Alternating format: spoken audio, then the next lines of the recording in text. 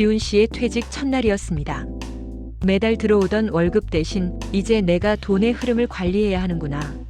자유는 달콤했지만 앞으로의 재정 관리에 대한 막연한 불안감이 함께 찾아왔습니다.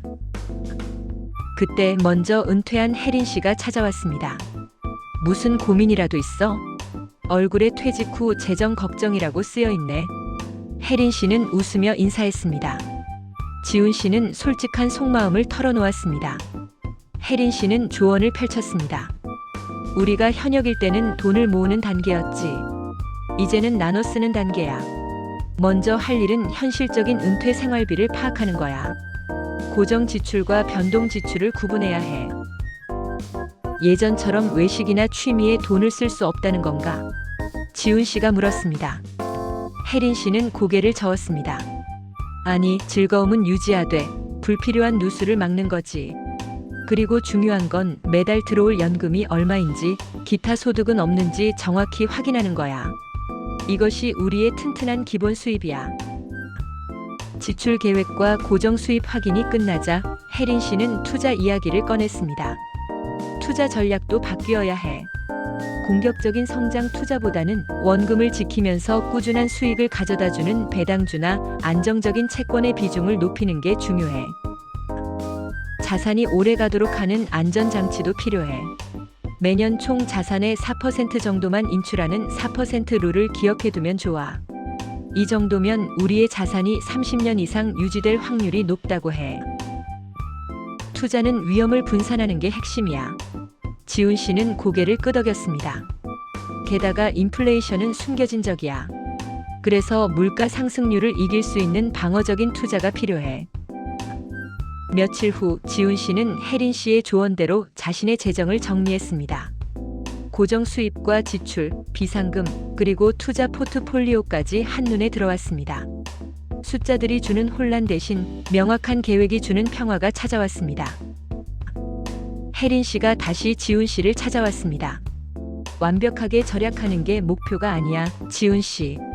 우리의 노년은 가장 빛나야 할 시간이야. 즐거움 예산을 꼭 확보하고 배우고 싶었던 것을 배우고 가고 싶었던 곳을 가야 해. 지훈 씨는 깨달았습니다. 은퇴 후의 재정 관리는 더 이상 불안한 미로가 아니라 행복으로 향하는 튼튼한 다리라는 것을요. 앞서 얘기는 은퇴자에게 필요한 금융교육이라는 주제를 상징적으로 그려본 것입니다. 은퇴라는 시기는 누구에게나 낯설고 어쩌면 조금은 두렵기도 한 전환기입니다. 앞으로의 삶은 어떻게 꾸려가야 할까? 내 재정 상태는 안전한가? 하는 생각들 말입니다.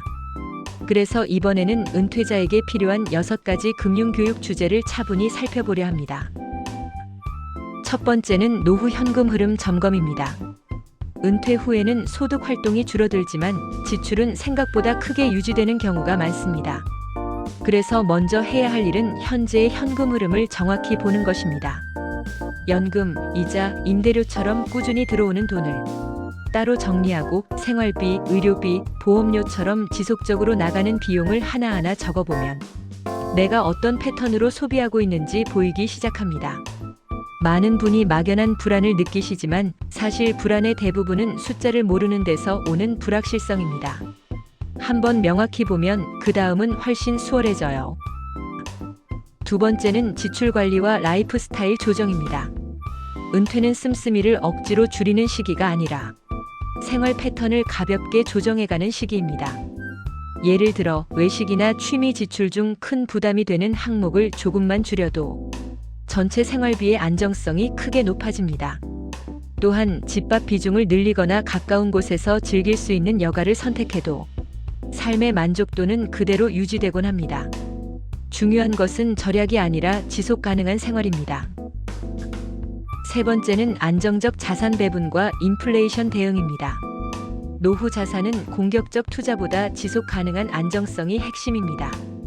주식, 채권, 현금, 부동산 등 서로 다른 자산을 적절히 섞어두는 이유는 예상치 못한 위험이 와도 전체가 흔들리지 않게 하기 위함입니다. 특히 은퇴 이후에는 인플레이션이 중요한 변수입니다.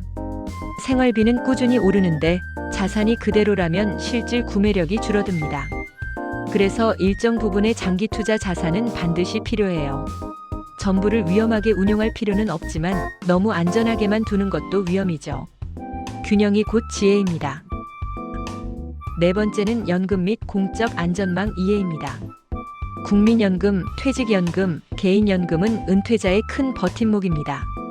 평생 동안 저축해온 금액보다 남은 여생 동안 안정적으로 들어올 현금 흐름이 훨씬 더 중요합니다. 공적 연금의 지급 구조, 수령 시점, 추가 연금 수령을 위한 전략 등을 알고 있으면 은퇴 이후의 불확실성이 크게 줄어듭니다.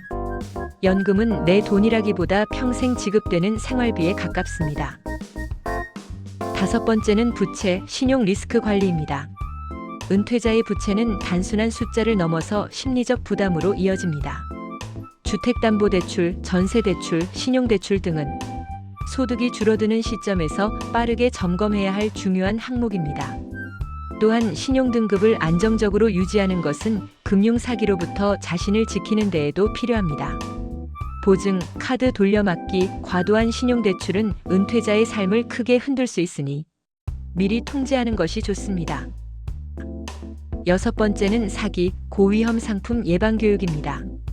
은퇴자 대상 금융사기, 고위험 투자상품, 과장된 수익 보장은 지금도 계속 늘어나고 있습니다. 조금이라도 마음이 불편하거나 이해되지 않는다면 그 상품은 하지 않는 것이 정답입니다. 조금 의심하면 지킬 수 있는 돈, 그것이 바로 은퇴자 금융교육의 핵심입니다. 결론입니다.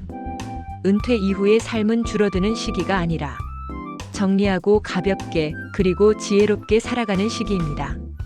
이상 살펴본 6가지 교육은 돈을 불리는 기술이 아니라 걱정 없이 지내기 위한 금융지혜이자 마음의 안정으로 가는 길입니다. 이상입니다. 감사합니다.